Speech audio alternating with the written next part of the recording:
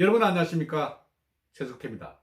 여러분 오늘은 2019년 6월 25일 6.25 사변 발발 69주년이 되는 그런 날입니다.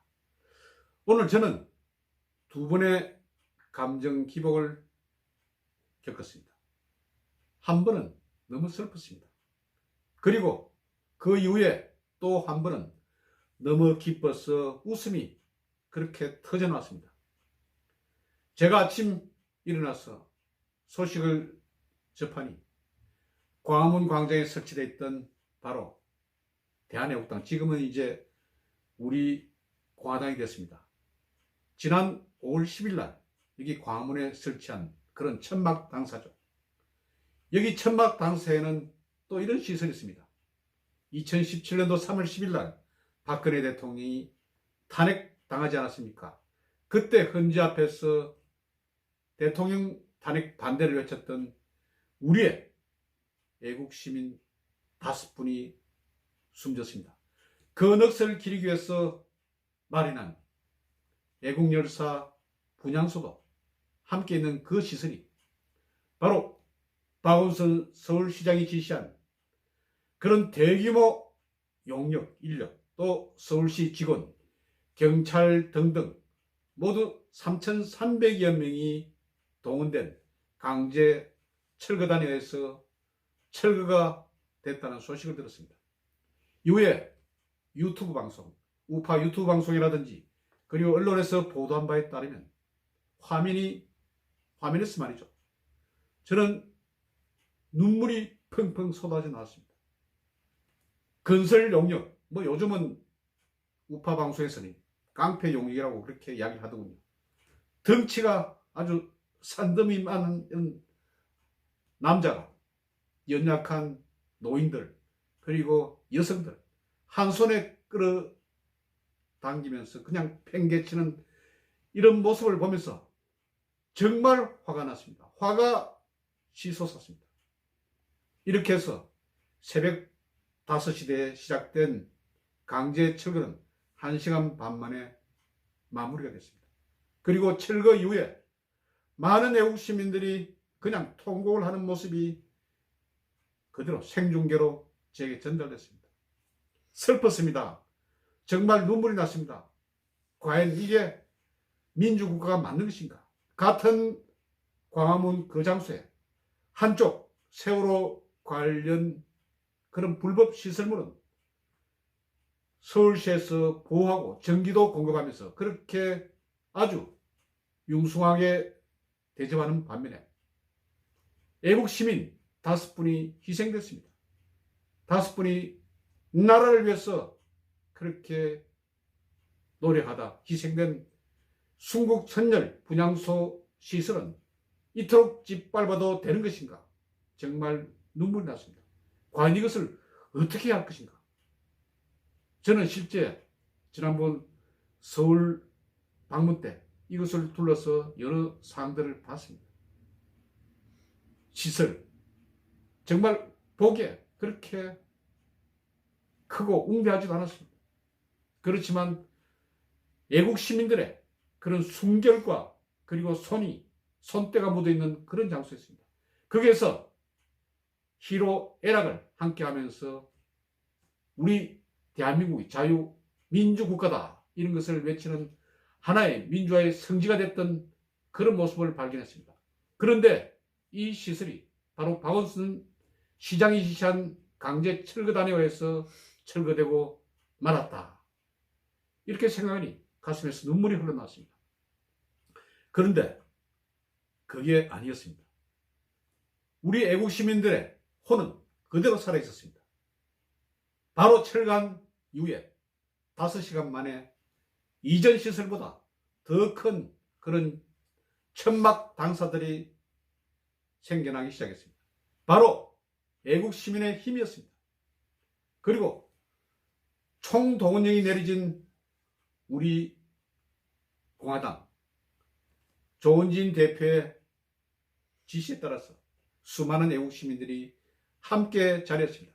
그리고 또 보란듯이 천막 당사를 만들어냈습니다. 박원순 서울시장 이걸 보고 어떤 생각을 했을까요? 이렇게 강제 철거된 것에 대해서 이낙연 국무총리도 잘한 것처럼 그렇게 평가를 하더군요.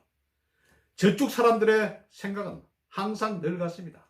좌파 세력들은 늘 같습니다. 자유 그리고 민주를 부르짖지만은 자기들이 아닌 다른 상대방의 자유라든지 민주는 허용하지 않는 그런 사람들입니다. 세월호는 옳고 그리고 애국선열의 피가 낭자한 애국선열의 희생에 대해서는 아무런 자비도 없는 그런 사람들입니다. 저는 오늘 아까 말씀드린 것처럼 눈물을 겪었고 또 기쁨을 느꼈습니다. 5시간 만에 복원된 바로 우리 공화당 애국 천막당사, 거기에는 또다시 분향소가 설치됐었겠죠. 많은 사람들이 기뻐하고 또 즐거워했습니다. 우리는 이길 수 있다. 우리 자유민주주의 애국 세력들은 이길 수 있다. 그런데 말입니다. 지금 이것은 꺼져가는 우리 대한민국의 자존심입니다. 이렇게 우리 공화당의 천막이 강제 철거된 상태에서 많은 애국 시민들이 찾지 않았습니까? 김문수 전 지사도 찾았고, 그리고 조은진, 홍문종 공동대표, 또 수많은 애국 시민들이 찾았습니다.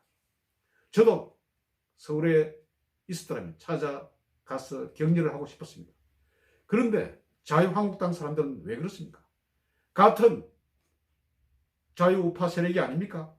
왜 이럴 때 서로 상부상조, 도우고 또 격려하고 다듬어주고 또 보호하고 이런 사항들이 없습니까? 저는 이번 사태에 있어서 황교안 자유한국당 대표도 찾아서 그렇게 격려를 하고 서로서로 다듬어 줘야 한다, 그런 생각을 했습니다. 그런데 좀 아쉬웠습니다. 내일이라도 시간이 되면 꼭 찾아서 그렇게 서로 힘을 모으는 모습을 보여주십시오. 그것이 우리 자유우파 세력들이 이길 수 있는 바로 힘의 원천입니다. 그렇게 돼야 다음 총선에서 이길 수 있고 또 대선에서도 이길 수가 있습니다. 총선, 대선에서 이겨야 이런 좌파 세상을 뿌리 뽑을 수가 있습니다. 저들은 악랄하고 또 잔인합니다. 우리도 좀 힘을 모읍시다. 그래서 저는 이번에 보여준 우리 공화당의 이런 찔기니 인동초 같은 모습, 밟아도 다시 일어나는 그런 모습, 정말 멋진 전투력에 박수를 보냅니다. 박수를 보내는데 자유한국당도 좀 이런 것을 오늘 보길 바랍니다. 자유한국당 많이 기대를 하고 있습니다. 그런데 황교안 대표 위에 저는 정말 기대를 많이 하고 있습니다. 그런데 지금 당직자를 뽑는 것을 보면 거의 김무성계가 차지하고 있습니다. 저는 김무성 믿지 않습니다. 62명 바로 탄핵 찬성의 원동력 김무성 절대 받아들이면 안 됩니다. 만일 받아들일 경우에 자유한국당도 그렇게 사라질 수 있다. 이 점을 명심하십시오. 그리고 말씀드린 것처럼 내일 정도 황교안 대표도 이 천막 당사에 찾아가서 한번 격려를 하십시오. 그러면 정말 보기 좋고 대인답고 또 자유우파 세력의 큰 리더가 될 수 있다. 그런 포용력을 가진 그런 분이다. 이렇게 생각을 할 수가 있습니다. 제가 정말 큰 기쁨을 드리는 것입니다. 여러분, 오늘 우리 공화당 당사에 달린 여러 사항들, 슬프면서 기뻤던 그런 이야기. 그런데 또 박원순이가 또 이야기하더만요. 새 천막도 곧 강제 철거할 것이다. 또 철거하십시오. 철거하면 또다시 세포 분열하듯 더 그 시설물은 늘어날 수밖에 없습니다. 잘못 건드렸죠. 여러분 경청해 주셔서 대단히 감사합니다.